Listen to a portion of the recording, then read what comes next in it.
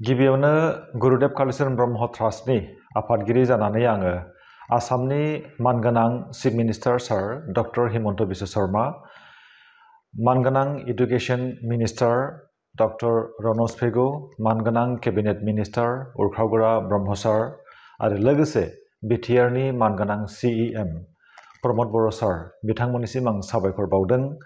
मैयानि दिनाव थामहिनबा 26 नभेम्बर 2024 मायथाइयाव आसामनि केबिनेटआव मोनसे थांखि आजावो 18 एप्रिल गुरुदेव कालीचरण ब्रह्मनि जोनोम सान।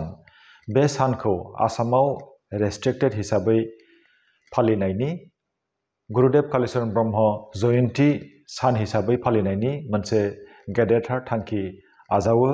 बे थांखिखौ जोङो मिथिनानै जोबोद गोजोननाय मोनदों आरो बयनिसिमबो आरोबाव जों खेबसे साबायखर बावदों। जोङो मिजिंथिदों उननि समाव गुरुदेव कालीचरण ब्रह्मनि सान्थौखौ आसाम सरकारनि बिटिआर सरकारनि मददजों जोङो नेशनेल लेभेल इन्टारनेशनेल लेभेलाव गायसनहैनो हागोन होननानै जोङो मिजिंथिदों।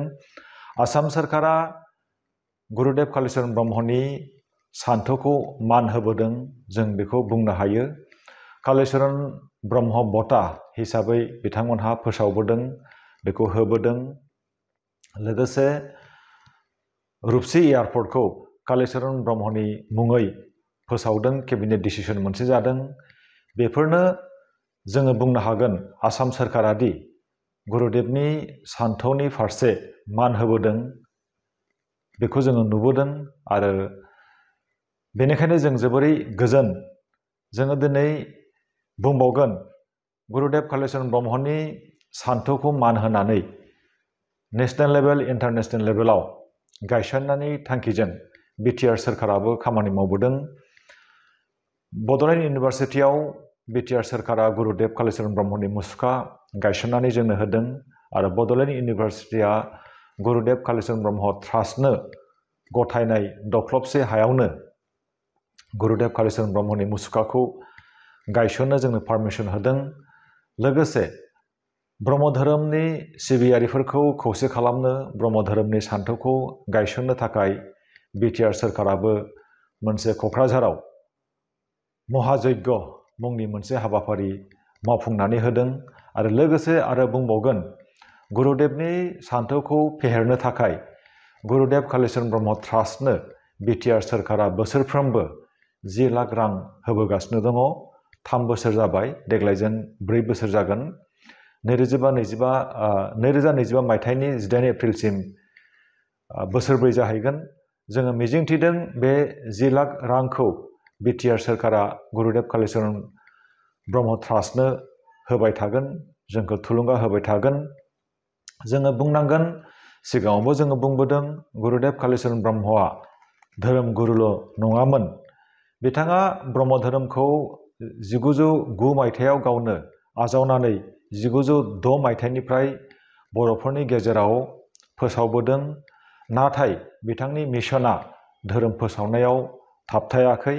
बिथाङा बर'नि थाखाय रांखान्थि, राजखान्थि, सोलोंथाइ मोनफ्रोमबो बिथिङाव खामानि मावबोदों। बर'नि सिनायथि हारिमुखौ रैखाथि खालामनो 1929 मायथाइनि 4 जानुवारियाव शिलंआव थांनानै साइमन कमिसननो गथायनाय बै मेम'रेन्डामाव गासै 12था आयदाफोर दङमोन। बेजों लोगोसे गुरुदेव कालीचरण ब्रह्मआ 1934 मायथाइ 6 फेब्रुवारियाव महात्मा गान्धीखौ रुपसीयाव हांख्रायहरदोंमोन आरो रुपसीयाव महात्मा गान्धी हारिनि बिफा बिथांनि सिगाङाव बर'नि हारिमुखौ लानानै मोनसे एग्जिबिसन दिन्थिफुंनाय हाबाफारिबो लादोंमोन।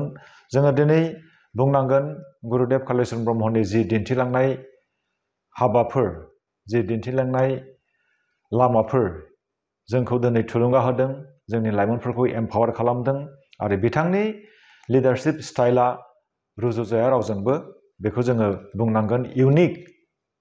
आरो जोङो बुंबावनांगोन गुरुदेव कालीचरण ब्रह्मनि सान्थौखौ जोङो महापुरुष श्रीमन्त शंकरदेवनि सान्थौजों जों रुजुनो हायो। महात्मा गान्धी फादार अफ द नेशन बिथांनि सान्थौजोंबो जोङो रुजुनो हायो। महापुरुषाबो धोरोम बिथिङावल' खामानि मावाखै, हारिनि बिफा महात्मा गान्धीयाबो मोनसेल' बिथिङाव खामानि मावाखै, मोनफ्रोमबो बिथिङाव खामानि मावलांदों। थिग बेबादिनो गुरुदेव कालीचरण ब्रह्मआबो मोनसेल' बिथिङाव हाबा मावाखै, मोनफ्रोमबो बिथिङाव हाबा मावलांदों। उननि समाव आसाम सोरखार, बिटिआर सोरखारा गुरुदेव कालीचरण ब्रह्मनि सान्थौखौ फोथांनानै लाखिनायाव हाबा मावलांबाय थागोन होननानै जोङो मिजिंथिदों आरो खावलायदों आरो जोंखौ बेबायदिनो थुलुंगा होबाय थागोन होननानै जोबनायाव आरोबाव गुरुदेव कालीचरण ब्रह्म ट्रास्टनि जानानै आसाम सोरखार, बिटिआर सोरखार बिथांमोननिसिम साबायखर बावहरबाय, खुलुमबाय।